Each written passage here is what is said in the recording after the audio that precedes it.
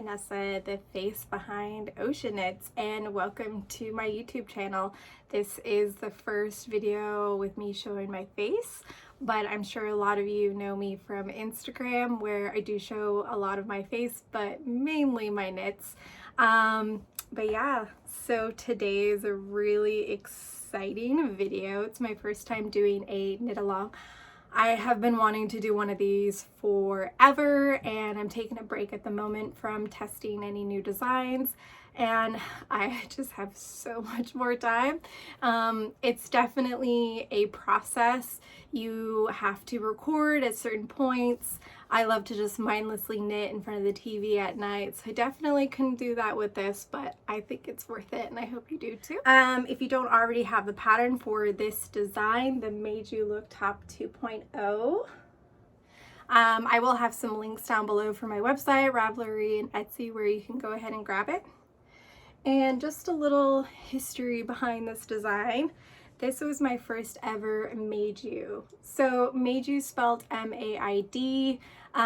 It's called the Maid You because it's custom fit to your measurements. So under bust, I have some that have sleeves, so like arm circumference, your waist size, your hip size, the length from your waist to your hips. Like, I take everything into account so you can create dresses and tops that fit perfectly to your shape.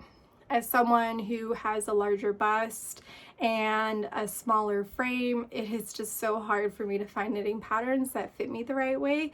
So yeah, this was my first attempt at it, and it is so popular. You all continue to love it and make it, even though it's going to be, I think the anniversary is in September, the 1-year anniversary. So it's just so exciting. And for this summer, I really wanted to make a Maid You Look dress. So many of you reached out. Knit dresses are definitely becoming more popular. So I decided the Maid You Look dress, but then realized when I was doing the top section that I could create another Maid You Look top. So a couple of features that are different. One of the obvious things is this is worsted weight. This is like a sport light DK weight. There's no twisted rib. Now, I love the way the twisted rib looks. It's totally worth it, but oh, it is cruel to knit sometimes. It's a double twisted knit too, so you twist the purls and the knits. And this one is all stockinette, which is, if you knit a lot, you know, especially stockinette in the round, which it is. It's knit in the round. This one is knit flat because you do either cute little buttons or you can do like a crochet back. And for the dress as well as this top, I've done, because it is a lighter weight yarn, I've done double stranded for the bust, and it's unbelievably supportive. I am a 32 F cup, so I have some pretty heavy boobs. And for the original, I put in an elastic, which night and day with like how supportive it is, but this one doesn't actually need it. I do have a little tutorial if you are a bigger bust than I am, or you just want a little bit more support. It's not as friendly. You definitely have to like really sew it in underneath, because the original you can just pass through the little, because it's like a rib, you can pass it through the stitches. But yeah, I think that is it on the history of this top. But yeah, this is Hedgehog Fibres yarn, and I am obsessed with their yarn. If you follow me on Instagram, you will know they are from Cork, Ireland, which is where I grew up. You wouldn't be able to tell from my accents. This is DK Merino. I will have the info and the link to their website down below. If you don't already know them, please do yourself a favor, go check them out. Your wallet will hit you, but totally worth it, especially if you love knitting with colors. I get so happy when I knit with their yarn. The quality of their yarn is amazing. It is so soft and it blocks so well. I made a beautiful green Maid You Love dress, which is a summer dress with little short German short rows set in sleeves. And they were kind enough to gift me the yarn for that. And I just loved the feel of it, so I decided, hey, I'm gonna buy some yarn. At my local yarn store, she got like a bunch of DK Merino in, and I was like, I'm gonna make a little knit along on YouTube, and then I have a cute little top. I'm going to Hawaii, so I'm on a mission to make all of, like, my entire wardrobe. Make sure to subscribe to my channel, and if you want to see new designs that I'm working on, go check out my Instagram. I also have a Pinterest and a Ravelry. As I take a break from test knitting new designs, I'm going to be focusing more on knit-alongs and sharing my design journey, as well as current whips, which it's a lot. It's pretty bad. I mean, it's a good thing, but I have a lot of projects I definitely need to finish. But yeah, I hope you enjoy this video.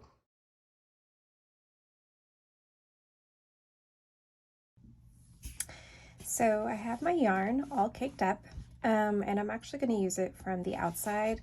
I used to always use it from the inside, but find that it kind of gives a yarn vomit. So that's a little pro knitter trick. And then I have a contrasting color to do my provisional cast on. I am actually going to use this easier one. I prefer it to cast on. It's a little harder to undo it when you go in the other direction, but I just find it easier.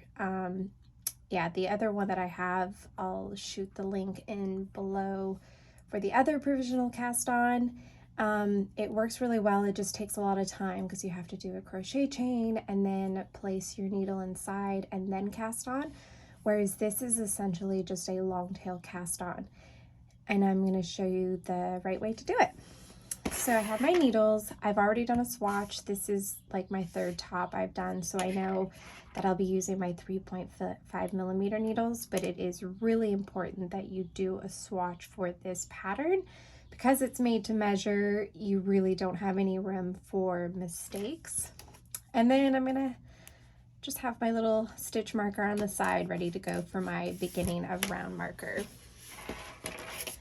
So I am using driftwood needles. I normally always use my Chia Goo metal tips. They're my favorite. I love knitting with them. It's a lot smoother of a knit. Unfortunately, I have a lot of whips right now, so I am forced to use my wooden needles, but I do like these ones. These ones are really nice too.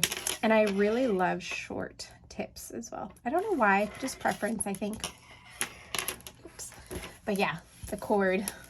Love that about Chia Goo. The cords do not do this, so it's a little easier. So starting with my 2 yarns, I'm just going to tie a knot. You don't want to do it too tight because you definitely have to unravel this when you go from top down, but I just do just a single knot. I don't want to pull it any tighter than that.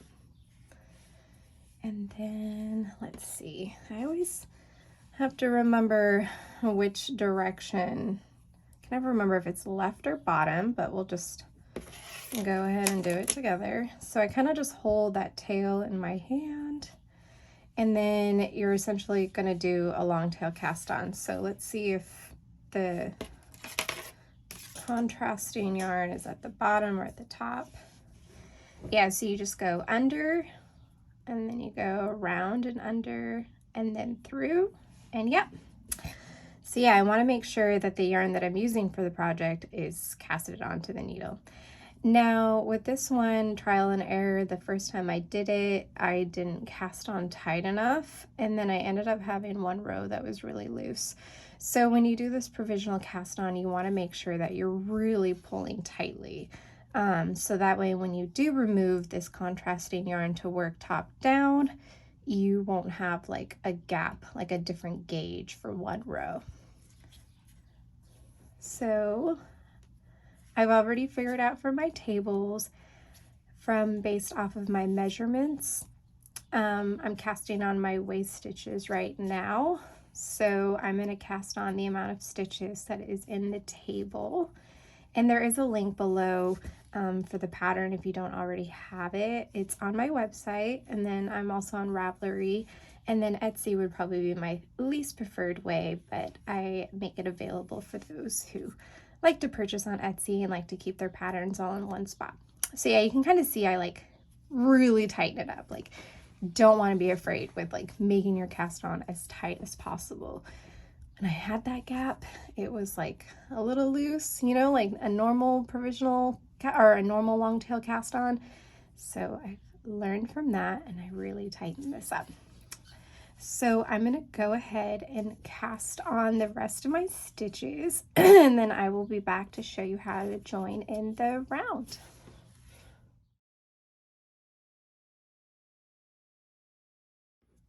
So now I've casted on the number of waist stitches that I needed, but to join in the round, you actually want to cast on one more. And this is going to be for joining in the round, which I'm going to show you. So you want to make sure that your stitches are also not twisted at all. So you want to make sure that there's no twist. Because what will happen is when you start knitting in the round, it will actually twist the fabric. So I like to just lay mine out, make sure that the white yarn is in the inside and that there is no twist anywhere. So now we're going to slip on that first stitch that you would have casted on, and you're going to slip it over from the left needle to the right needle. And then that extra stitch that you casted on, going to take that, and that one's easier to loosen up, and you're going to pass it over and off the needle. So now we casted on an extra stitch, but because we've taken it and slipped it off, we're back to our original waist stitches. Super easy. By the way, this yarn, oh, I love Hedgehog yarns. Their colorways are just so delicious, and I grew up in Cork, Ireland, so it's even better that they're from there. So before we start knitting in the round, we want to place our stitch marker. I like these little locking stitch markers. They're really handy, but you do want to be careful that they don't snap and come off. So I've placed that. And now I'm just going to, this first, because we cast it on so tightly, that first round is going to be a little tricky. First round is always hard, especially when you cast on tightly like that. So I'm just going to knit this first round. And this is the waist section. So it's pretty easy. You're just going to knit in the round and stockinette. So knit every round. And I like this little trick that I'm doing too. I kind of just like pull it to bring it closer. So that way I'm not really tugging on the yarn. You really only have to do that the first round. Once you get it, it's fine. And I probably could have used a smaller cord too, but I already had these needles on this cord and I was lazy. So, but that first round is, the cast on's always way tighter than what you will actually be knitting. But yeah, so this is the waist section, and you're just going to knit in the round until your desired length. Now remember, we did that swatch, so you can figure out the amount of rows you need for the length that you want. But the nice thing about this, because we did do a provisional cast on, which we will be removing and then knitting top down, is you can actually make this section like pretty short. You can make it a few inches. Because I've knit this already, I kind of have a frame of reference. But yeah, so you would definitely want to go shorter than longer, because like I said, you can add on length. And yeah, so I will be knitting in the round, and I will see everyone back here when we start the underbust section. And one thing I did forget is, once you have this provisional cast on, you can actually cut this yarn on this one side, so that way you're not having to deal with two yarns. And you kind of want to leave like a good amount of tail. You're not going to have to weave it in, like I said, you're going to be removing it, but you don't want to leave it too short because it could like unravel. So this is about maybe like 10 centimeters, which is 4 inches, and it's pretty good.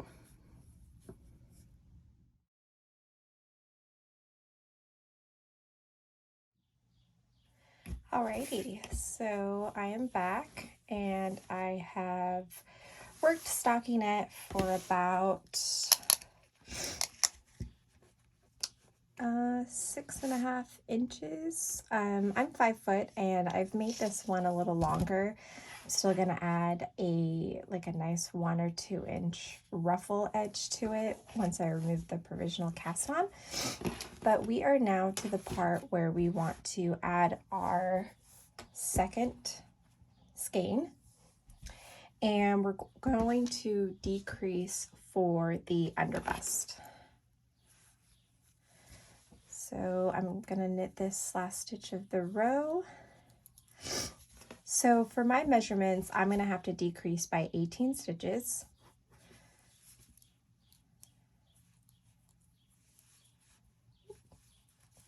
Forgot I needed to add my yarn. Look how beautiful this yarn turned out. Hedgehog yarns are probably my favorite. It's hard to pick a favorite because so many indie dyers are amazing, but this is going to be amazing for my holiday trip. I'm really excited. So we're going to just add that second, because now we're going to do double stranded for the bust. And I'm just going to decrease across this row using knit 2 together. And I've already done the math for how many stitches I have to knit before an increase. And you want to make sure your increases are even as possible. Might not be exact, you might have a couple stitches left at the end, or you might have to space them out like 6 stitches in between or 7 stitches. 6. So I'm knitting 6 stitches and then decreasing 2 stitches. So I'm going to continue doing this around, and then I will be back for the setup for the bust.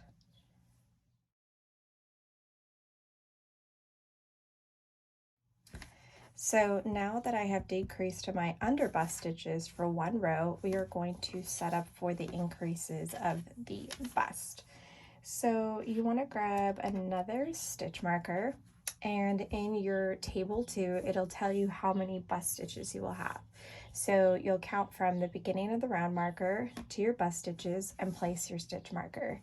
And that will be where your bust is. And then your underarm and back will be underarm, underarm, and back. It's all the same. In the other patterns, the underarm is separated from the back. But for this design, underarm and back are all the same stitches. So I have 41 stitches, so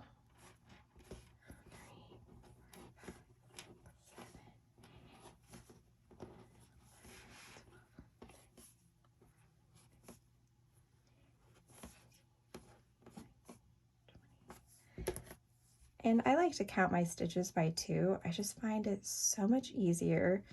Once I started counting them by 2, I just didn't mind counting stitches, especially the amount of stitches.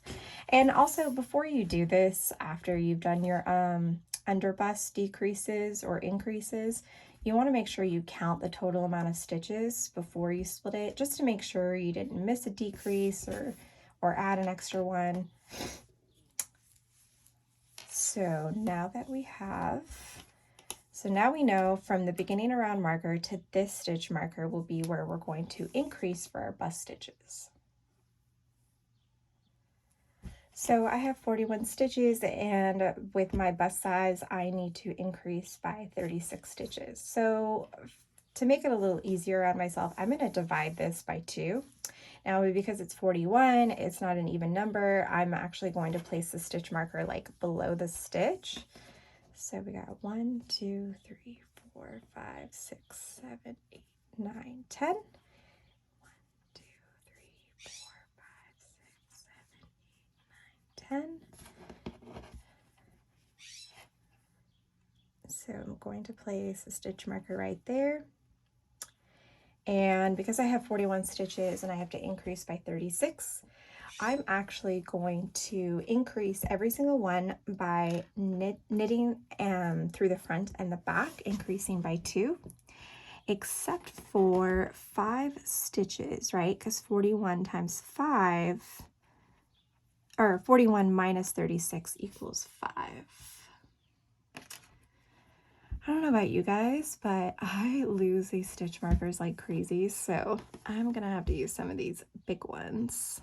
They're like bobby pins. I find them everywhere, but I never seem to have them. So I'm going to increase every stitch, but I'm not going to increase these ones that I'm placing my stitch markers at.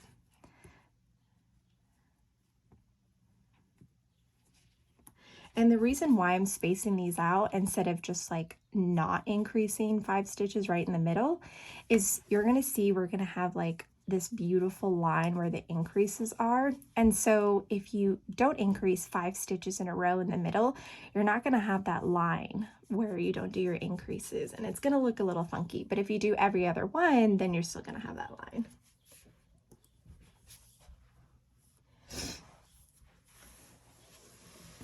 So I'm going to actually replace my beginning around marker because I cannot find any of these little locking stitch markers. So that was my middle one. I probably should, it doesn't matter, change that color. So every stitch except for these 5 that I've marked are going to be increased by knitting through the front and the back. And I'm going to show you that. Oh yes, and we have to change our needles to half a size. So I have 3.5 millimeters.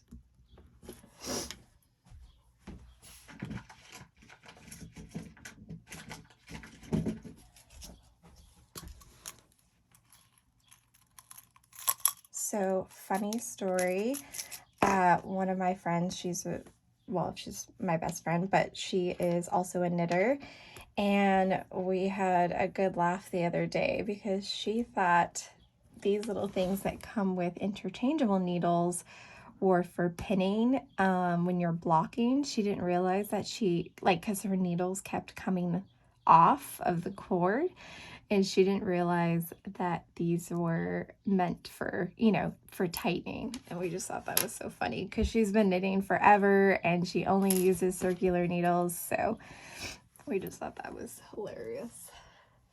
So I changed my needles to the smaller ones.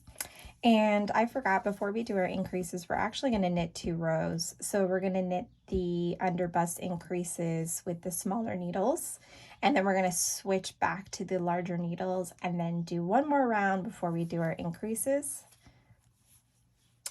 You think I would remember my own patterns by heart, but I'm always double checking. Once I just assumed that I knew what was next and I missed a step, and then hours later, I realized I skipped a step and had to frog everything.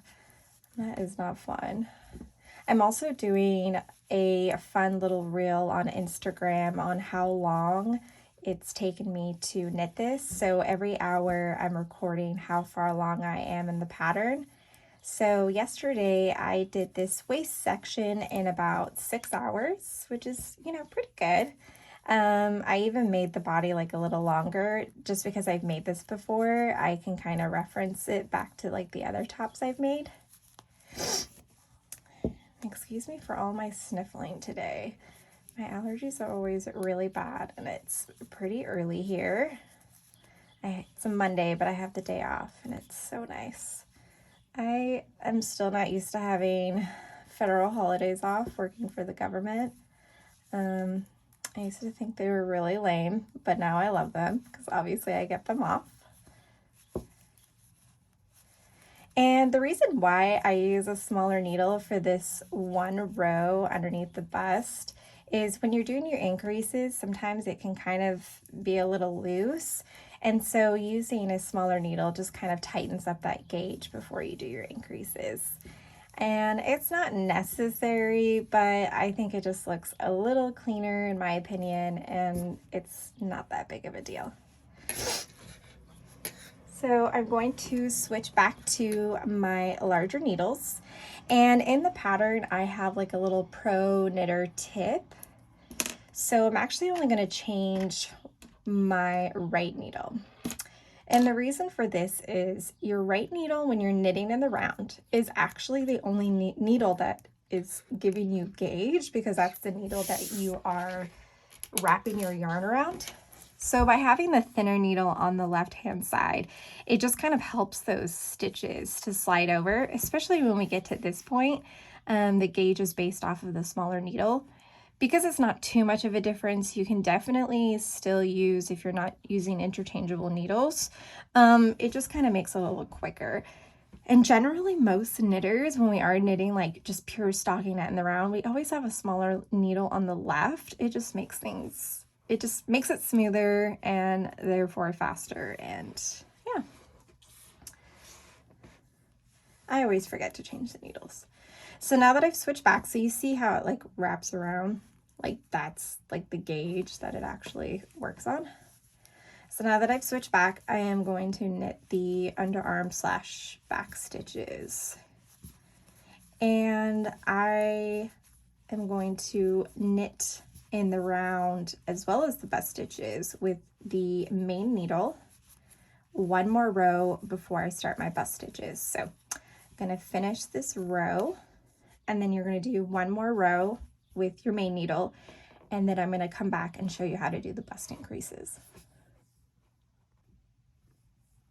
So I've knit that one round, and like I said before, we're going to knit around one more time, but I just wanted to kind of explain why I do that for this pattern, but not for any of my Maid You falls. After you knit the bust section with the smaller needle, the next round you go straight into the increases. And that's because we're using double strand on such tiny needles. It kind of gives this design that, you know, really amazing support in the bust area because it is thicker yarn at a smaller gauge. And if we were to try and do the increases, I tried doing it and it was really hard. It just like, one, it hurt my hands because it's like already like you'll feel it, like the tension is just way tighter. So I experimented and decided to see if knitting one round with the main needle after the one row with the smaller needle, if it would make a huge difference in the look of it. And it does not. It still has that beautiful line, and the increases don't look like they sit up higher, because it's only one row. And it was just, oh my gosh, night and day with like the difference on having to do the increases. So that's a little explanation behind my design process. But yeah, so I'm going to finish knitting this in the round, and then I will be back to show you the bust increases.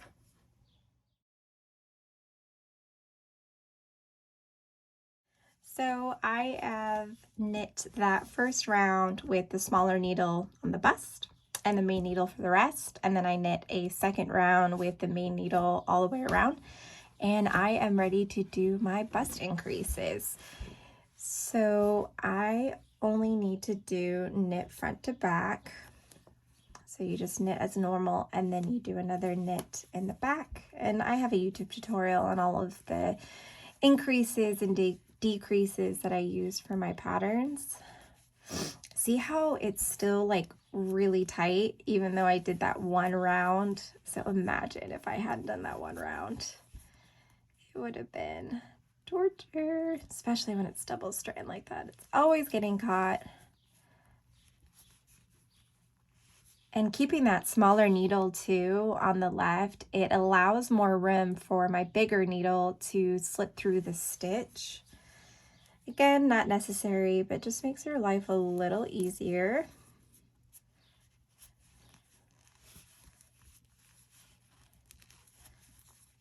This is like probably the most complicated part of the pattern. I guess seaming would be, until you get like the proper technique down, seaming can seem a little difficult. I used to hate seaming.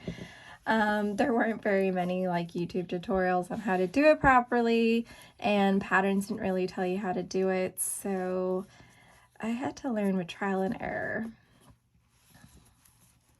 So I'm just knitting front to back until my first stitch marker. still have quite a bit of way to go, so yeah, it's super tight, but totally worth it. I'm so excited for this yarn. I'm excited to see what it looks like double-stranded as well, because I think it's going to give like a totally different like color pattern than in the single strand. And I'm just, if you know me in real life, you'll know I am obsessed with Hedgehog. Their colors are just so amazing. I don't think I've ever found a colorway that I didn't like. And, you know, their yarn is really high quality. For an indie dyer, their dye lots are pretty good. I definitely recommend getting more yarn than you need just in case, because there will always be variations in indie dyed yarn. And you can also alternate skeins too. I bought these two together, so I didn't really bother alternating it, especially since I knew I could do the waist section in one, and then the bust section is double-stranded, and then I'm going to do the little ruffles, so I wasn't really too worried about variations between the two. But yeah, and they're from Cork, Ireland, which is, I grew up in West Cork from 12 until I graduated college, which was 24. And I went to UCC in Cork, Ireland. And yeah, so it's even like extra special that she, oops, did I do 3 increases? I did. Good catch. This is almost like knitting in a group of friends. I love knitting with my friends, but I definitely want to do something that's like I don't need to pay attention to, because I will make mistakes when I am talking and knitting.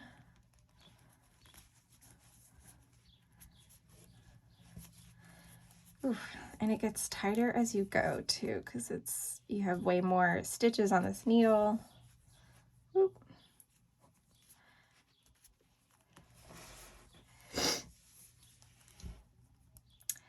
Okay, so this stitch I do not need to increase. Yay for that. I can remove this stitch marker. This stitch I will increase.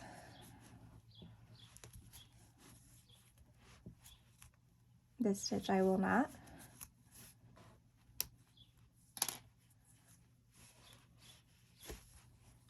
This stitch I will.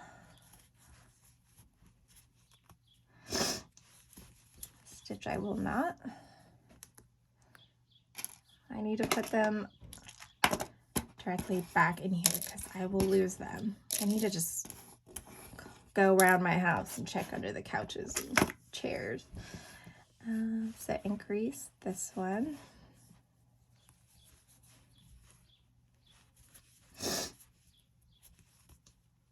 No increase.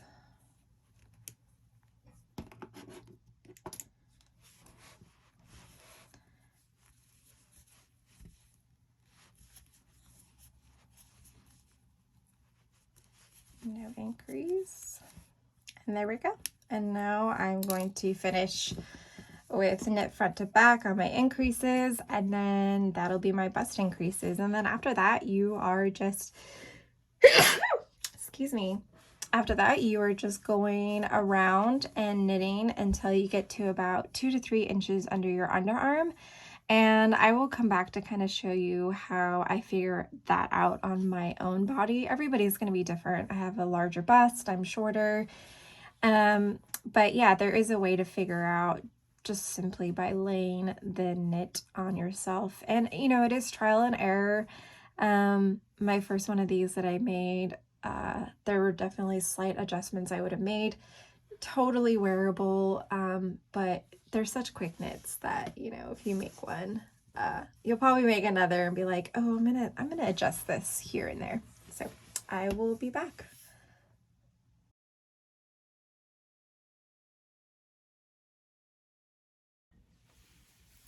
So I have knit the bust section in the round, and I've knit about 3 inches.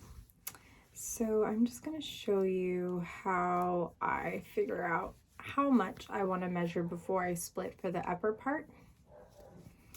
So this is my bust section. I'm wearing a bra that, you know, lifts me pretty good. And then you want this increase section to kind of lay like right at the bottom of your band, because it's going to essentially mimic a bra.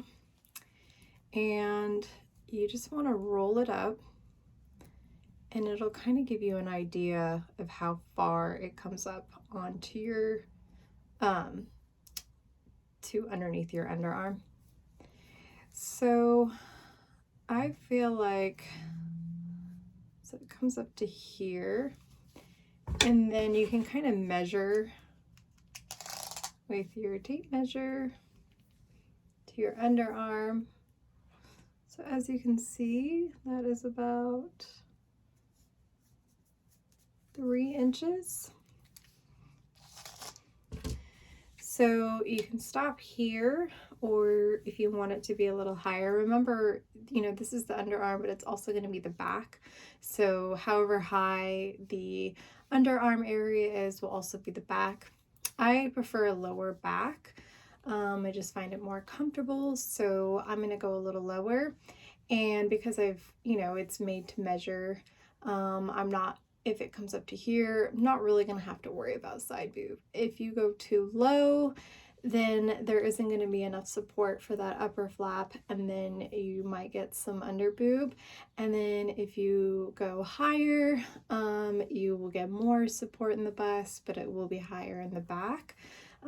I just like mine a little lower. I like it to sit like right below my shoulder blades. So I feel like I'm good to go to split. I like this spot right here, but I could definitely go maybe a couple more rows before I split for the bust, so I might go ahead and do that. A good reference point, I mean, I'm not too sure if it'll work for everyone, but this is definitely where my nipple line is. So that might be a good reference point, because then it'll be half of your cup. Therefore, you will only get a little bit of upper side boob showing. And then obviously, if you are smaller in cup size, you probably won't really need to worry about this. You could go lower than 3 to 4 inches under your underarm. But yeah, I think this is good.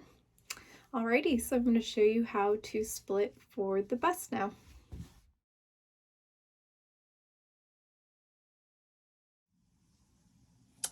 So I actually went ahead and did 2 more rounds before I decided I wanted to split my bust. So to split the bust, super easy. You just knit across the bust until you get to that stitch marker. Oh, where is it? This one right here. And then you're going to turn over. You can remove the stitch marker, or you can leave it just in case. Sometimes those first couple of rows, it's easy to just kind of do some mindless knitting and knit across, and then you realize, oh my gosh, like I forgot to turn over my work.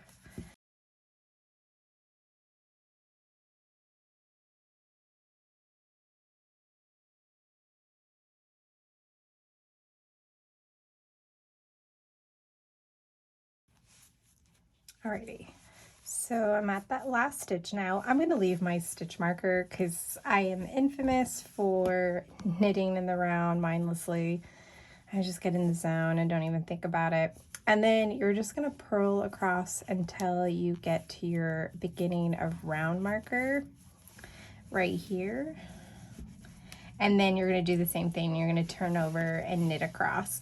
And then these stitches that you've left on your cord are then going to be bound off later with an I-cord bind off.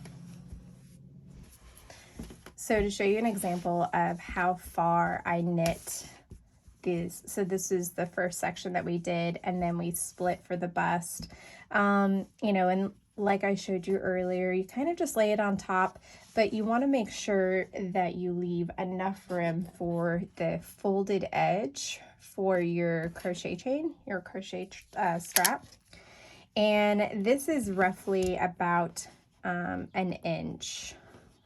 So it might not seem like an inch when you lay it like that, but you have to, because it's folded over, it's 10 rows. So it's about an inch. And yeah, you just kind of trial and error. The nice thing about this design too is if you find that it's too long later on or too short, you can easily just unseam it, unravel the bound off, put it back on your needles, and you can either take some stitches away or some rows away, or you can like continue.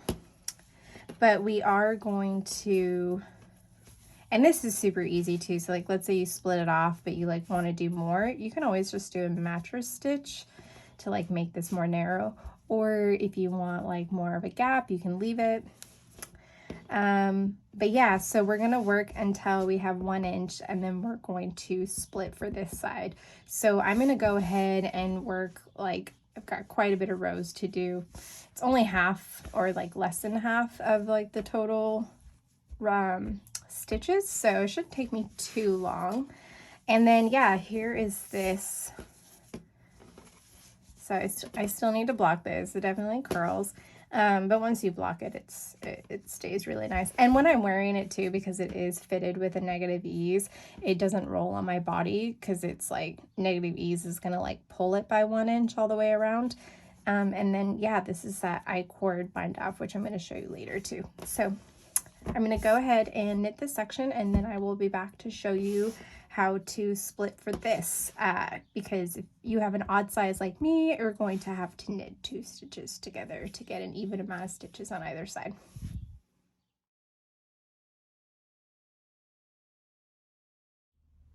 Alrighty, so I've done the bust section. I'm ready to split for that little 10 row flap that goes over the crochet chain straps.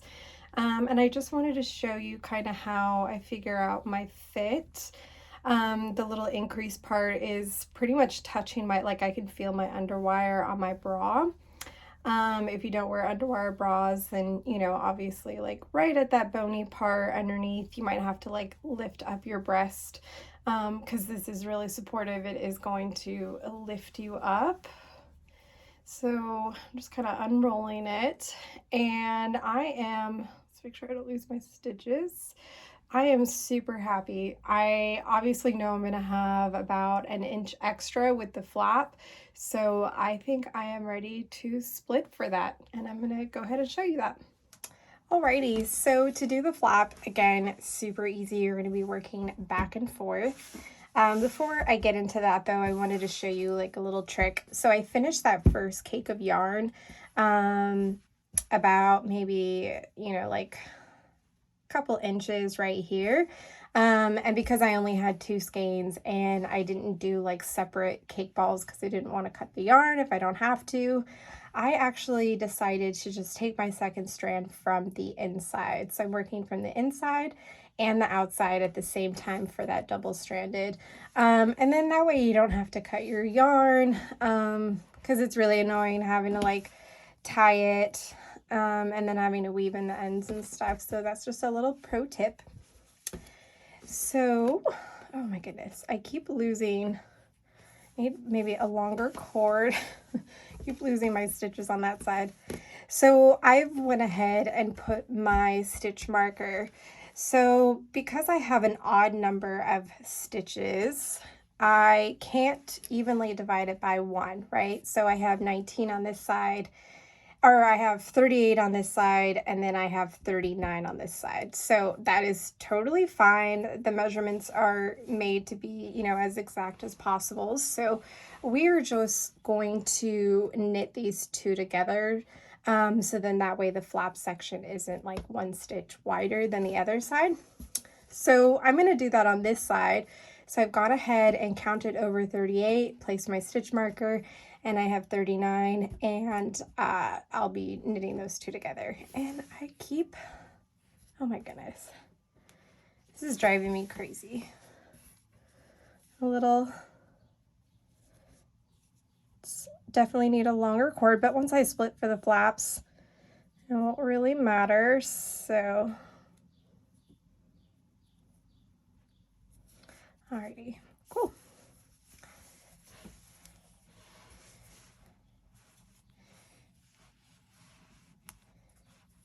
So I'm just gonna go ahead and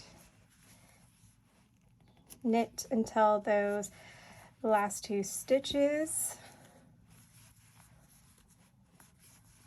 And if you want to keep track of your rows, I can read my knitting pretty well, so I can count my rows.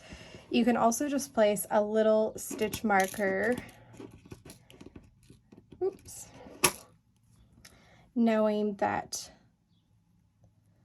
you will need to do 10 rows binding off on a knit row.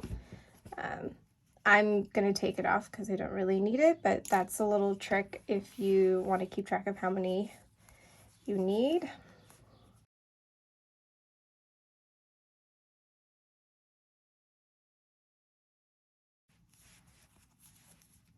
Alrighty, so now I have those last 2 stitches before my stitch markers. So I'm going to go ahead and knit those 2 together.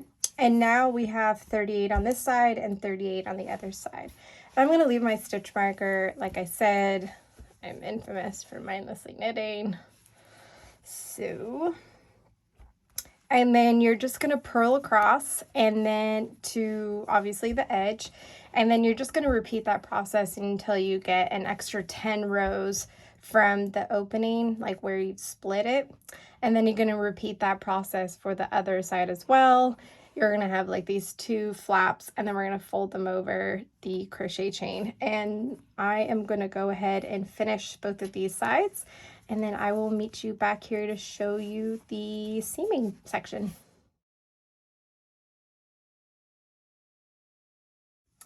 Alrighty, so I am done with my bust flaps.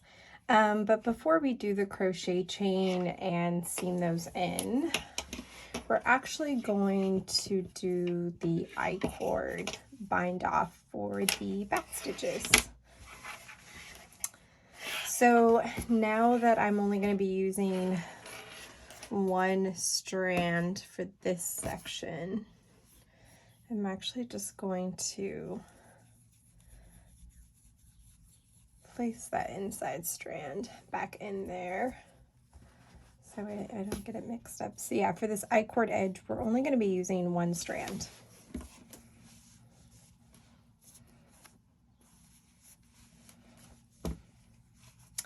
So to start your I-cord edge, you're first going to need to cast on 3 stitches, and you do this with a cable cast on. So you're going to place your needle in between 2 stitches. You're going to just add your yarn, and then you're going to pull that through. You're going to twist it to the right and place your needle inside, and then just tighten that up. So that's your first stitch. And it's going to get a little confusing because we are doing 1 strand, but obviously these stitches are 2 strands, so just remember that.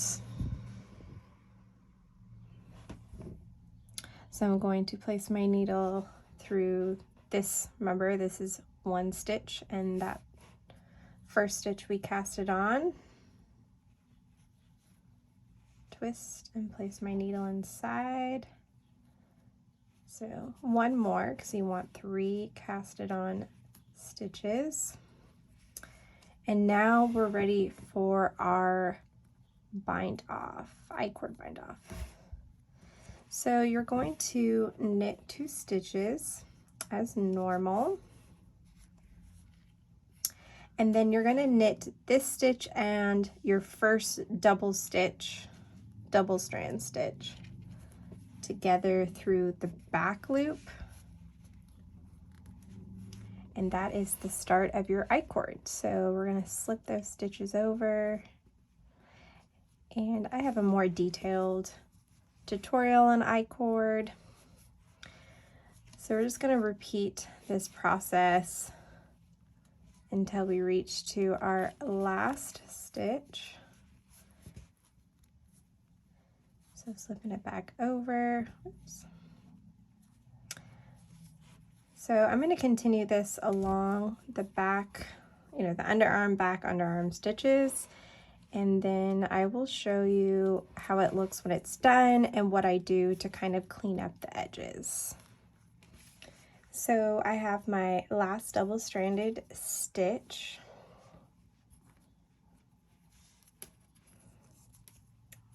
So I'm just gonna knit that last one through the back loop.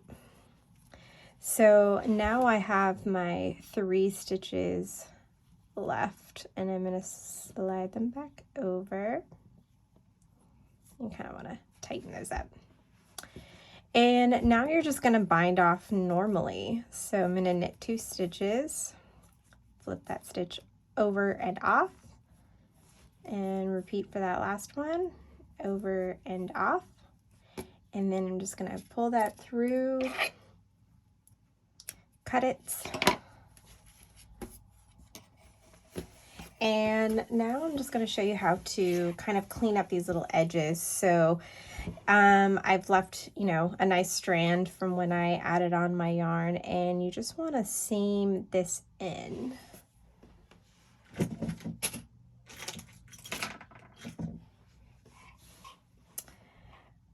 So pro tip, another one, these needles with the curved tips, oh my gosh, I love these. I don't know if they're just easier to use or if it's just my preference, but yeah, they're awesome. And then also just having metal ones too, I just feel like it glides smoother, makes the whole seaming process so much better. So I'm gonna go through this V, this little loop right here, and I have a tutorial on how to seam, and I'm going to do the same. Let's see, is that, yeah, go through on the other side, and then I'm going to go to the V above it. Oops.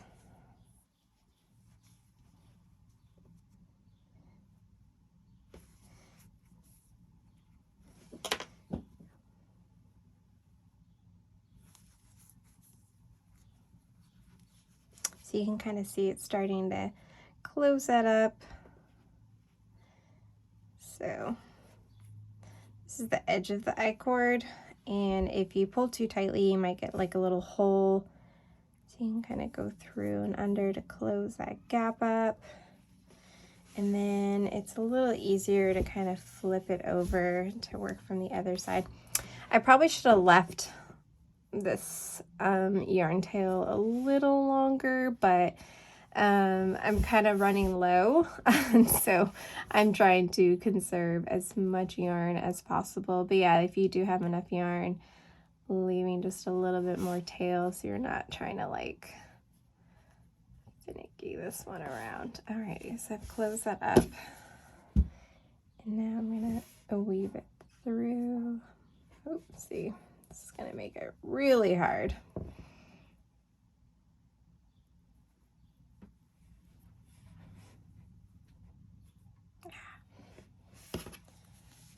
So you can see there, I might have to add some yarn at the end to lengthen this to be able to, but now you can see that your I-cord edge is closed up with the edge of your bust area. And then do the same, like this is a much friendlier length of end to work with.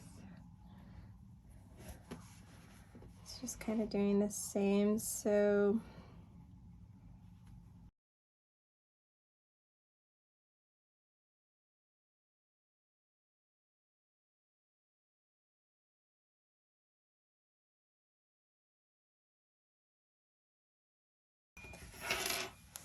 now that I have that seamed up, and this I-cord edge looks so cool with this yarn, like changes color throughout. It looks really good. Just gives it a really clean edge. And now we are ready to make the crochet chain and seam it in.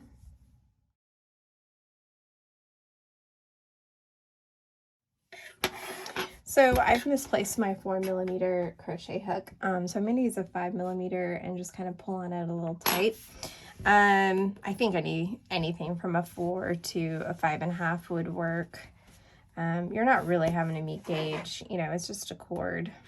And since this yarn is a little thicker than this, it's called DK cotton, but in my opinion, it's more sport weight. I'm not really too worried about it. So I need to find, because this is going to be double stranded. So please do not leave a comment on my crocheting. I do not crochet. Crochet chain is literally the only thing I know how to do. So I'm going to leave quite a bit of tail because I'm actually going to use this part to weave into the back, into the I-cord edge for the strap.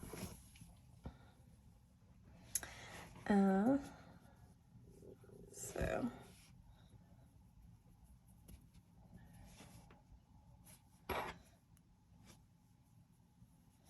alrighty.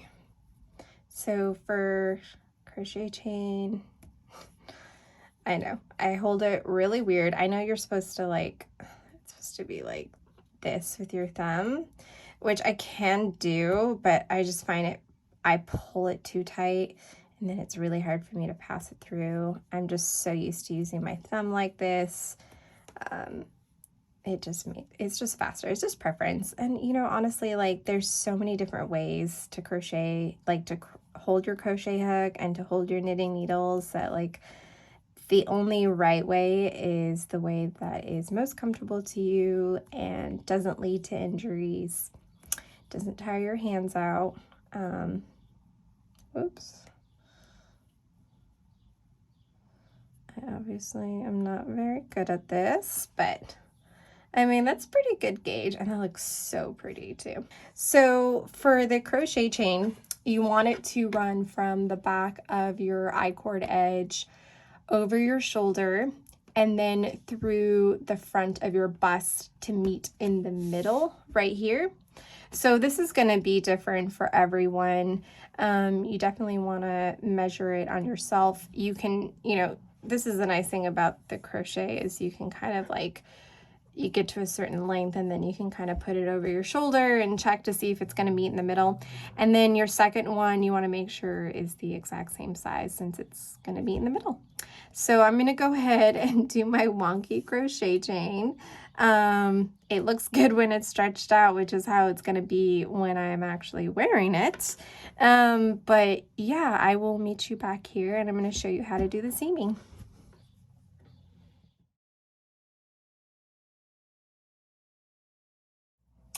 Alrighty, so I have my 2 crochet chains ready to go.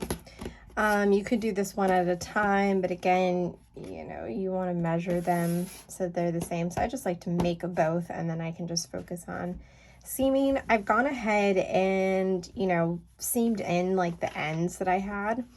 It doesn't need to be perfect because, you know, you are going to fold this over.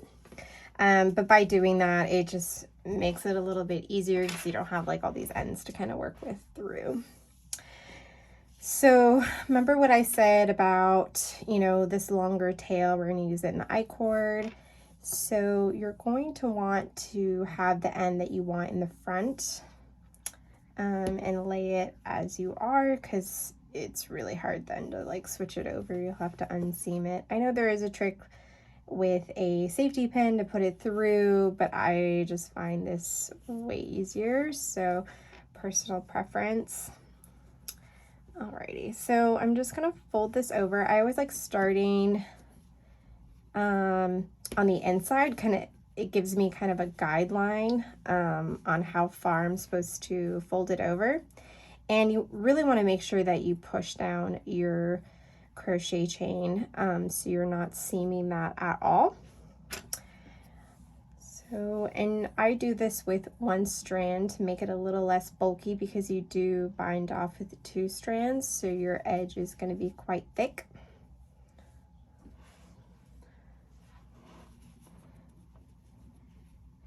And then I just fold it over, and then I grab the bottom, like garter stitch little loop. I think there's a more technical word for it, but I can't think of it right now. And then you just grab the edge of your bind off. So I'm gonna guess that that's pretty good. I'm gonna leave enough tail to weave it in, but I like to cut it because it just makes it a little easier. And then you're going to then not grab this one, but the one next to it. So it's still going to be the bottom. And then you're going to go through your bind off and make sure you're not like knotting any of it into each other.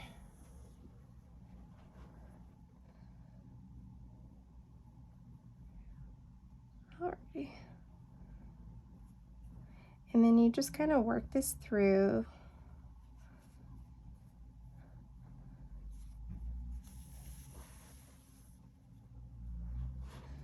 And you always want to make sure you're staying in the same line because you don't want it to be, you know, a thicker fold over on one side and thinner than the other side. You want it to be even. So take your time with this.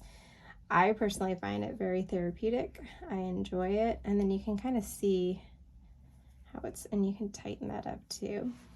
And then when you fold it over, it's going to have this lovely line. And then, yeah, just always checking as you go to make sure you didn't grab that crochet chain on accident.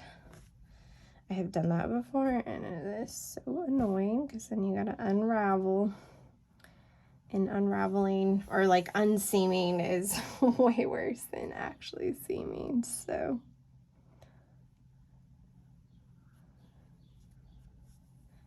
yeah, you can see I'm like flipping it over so I don't go through and like create a knot, because I want to be able to tighten it as I go. So that is it. I mean, pretty straightforward.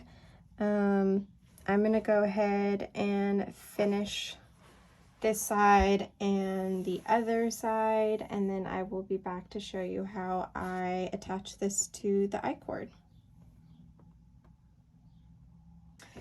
So now I have my crochet chain all seamed up on the inside on both sides, and it's going to kind of roll until you block it, and also the bust part is going to feel really stiff too until you block it.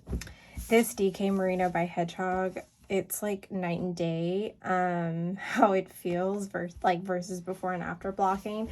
I mean, it's obviously like still really soft, but it definitely like softens up and it almost like molds to your body. I have a green Maid You Look dress that I made, and it was amazing. It like really thinned up my stockinette sections and just felt really light and airy.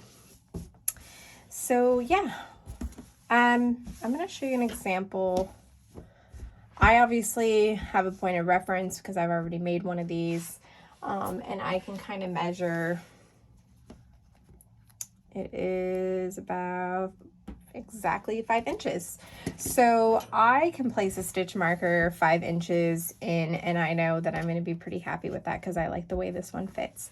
However, a trick to figure out how, a trick to figure out where you want to place the straps. I did have some testers who met it in the middle, so it like did like this really cute crisscross. And you know, you can also like not attach it and use it as a halter. You are going to have this I-cord, you know, it's probably still going to roll a little even after blocking, but having the straps definitely like helps the structure of it. But if you do want it on your back as normal like I do, a good way to figure it out is to try it on And then you're going to grab a stitch marker, and you might need a second person to help you with this. You can also do this beforehand, so you can like attach this and then try it on. You know, you could do like different widths on either side and see if, you know, I like the 6-inch width, or the other side you like it 4 inches. And then you can kind of take it off, adjust, put it back on, and try it on. But yeah, it's easier if someone, you know, you can ask someone to place it for you, and then you can take it off and you know where to sew. So that's an easy way to do it. But I know mine is 6 inches, or 5 inches, I mean. So 5 inches, I'm gonna place my stitch marker. And now to seam the ends. And I like to do this one at a time and try it on, just to make sure that is exactly where I want it before I put the second one on.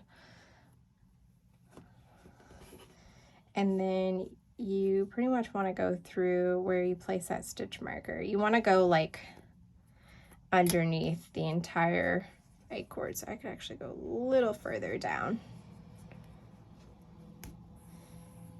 Alrighty.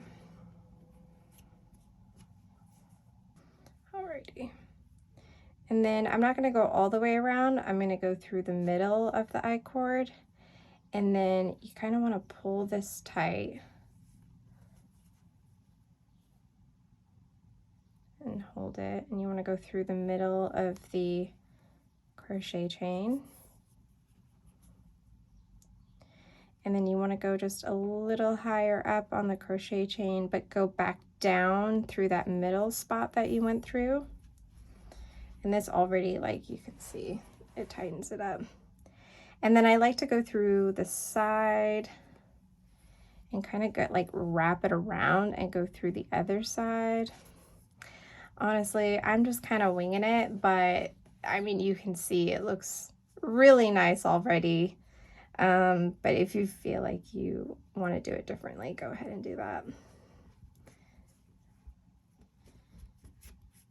And then I go through again, and that feels really secure. I might just hook in this little bit right here through the front.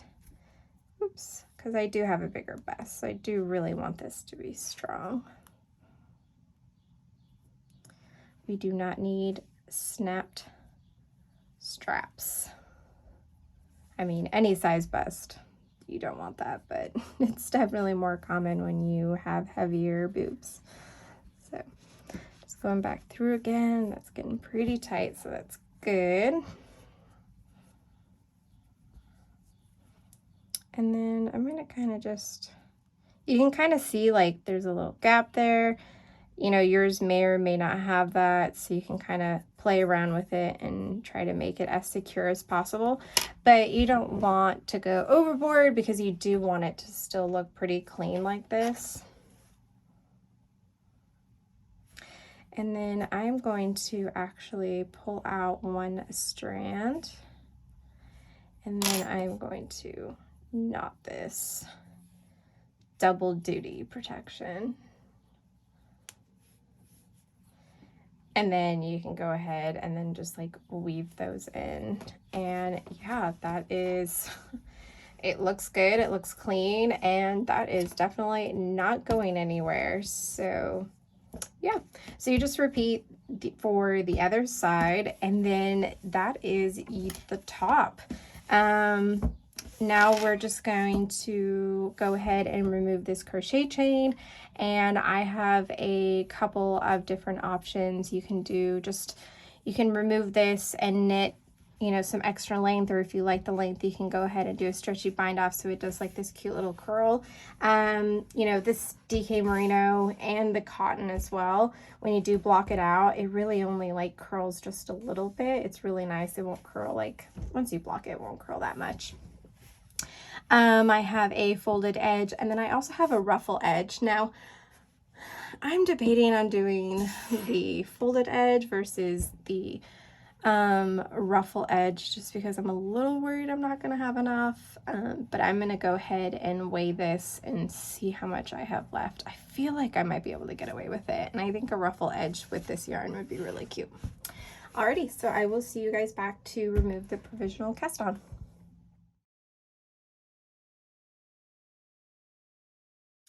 So to remove this provisional cast on, it's a little trickier. Like I said, it's easier to cast on, but more difficult to take off. It's a little slower, but I still feel like it's not as slow as casting on the other provisional cast on. The other provisional cast on, you just kind of have to pull and then push in, whereas this, you're gonna have to kind of unravel it by pulling the yarn through. So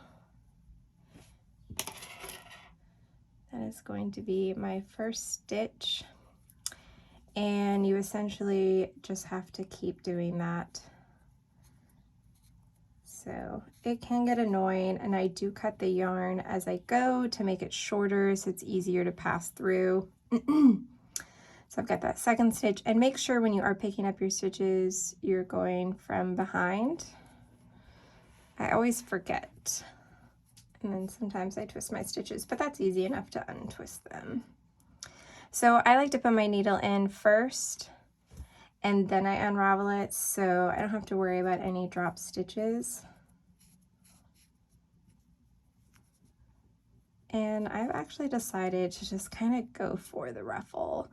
Obviously, you know, if I can use all of my yarn that I bought, even better, because there's nothing worse than having, like, you know, half a skein left and then you're like, what am I going to do with it?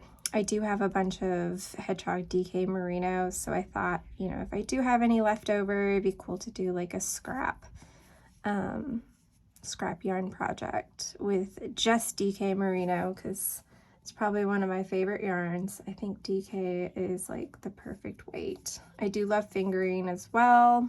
But yeah, so I'm just gonna keep doing this all the way around. And then once you get to the last stitch, you just place your beginning around marker and you will be knitting in the opposite direction. So I'm gonna do this, and then I will come back and I will show you how I start my ruffle edge. It's literally just knitting front to back, and then front again to increase by 3 all the way around, and it will give you this kind of ruffle, and I think it's super cute. I love it.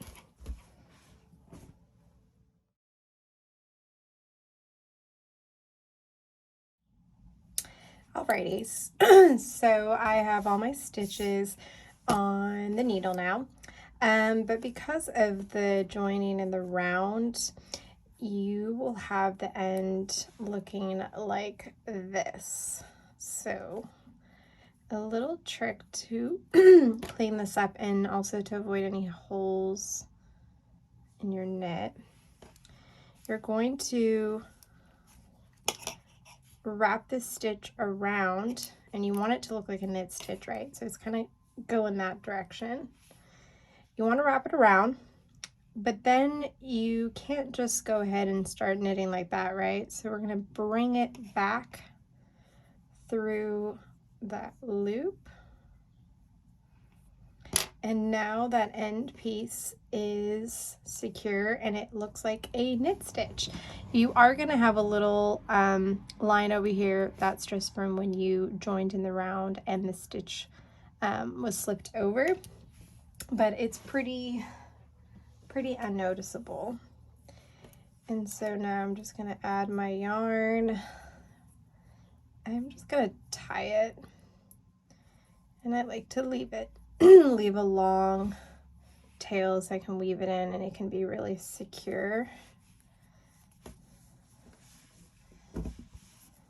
And then add my beginning around marker. Oops. And I've already done a fit check, so I am pretty happy with the length. So I'm actually ready to go ahead and do my ruffle edge. However, if you feel like you want to add a little bit more to your waist, then you just go ahead and work in stockinette.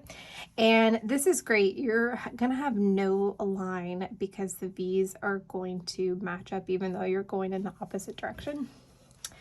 But I'm gonna go ahead and do my first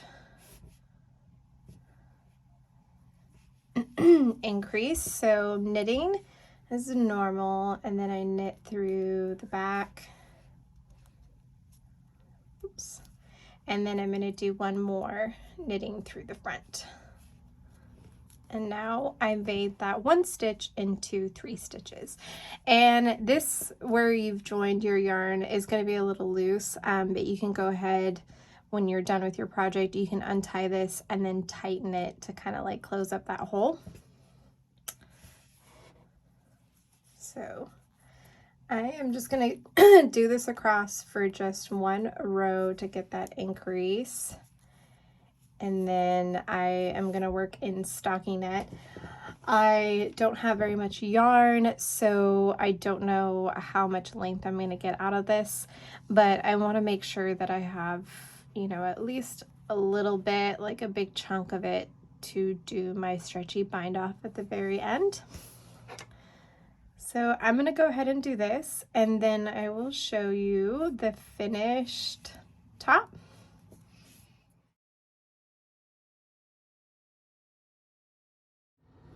So I've made a yarn wash in lukewarm water, and I'm just pushing the knit down so it'll get saturated with water.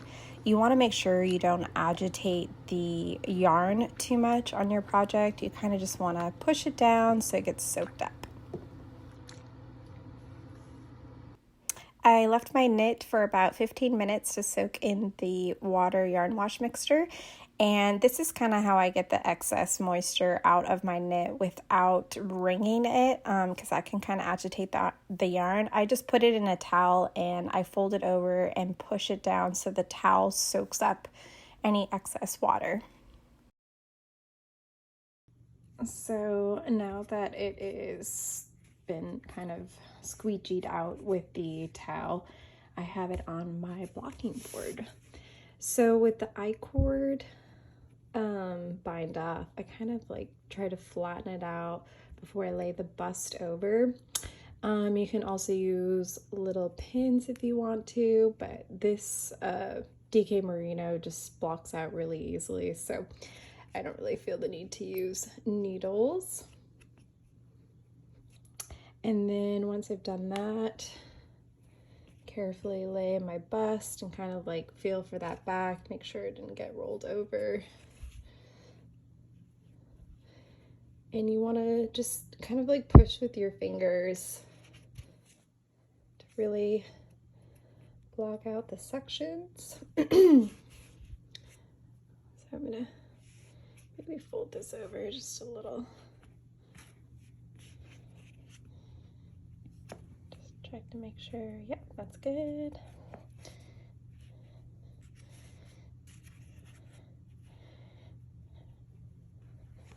Alrighty, so the only thing I'm actually going to pin out is the bottom ruffle so I can get rid of that curl, and then make sure that I measure across from the waist, and it is the size that I picked in my tables. So with this ruffle, because I don't want to pin it underneath, I want to pin them like together. I kind of flatten that out, and then I go ahead and pin it. And because it is a ruffle, you don't want to like stretch it out. I'm just trying to get the edges so they're not really doing it on top, but they definitely are underneath. So I'm trying to uncurl the edges, and then taking the top part and kind of pinning it down. So I'm going to do that all across, but you can kind of see I have it here.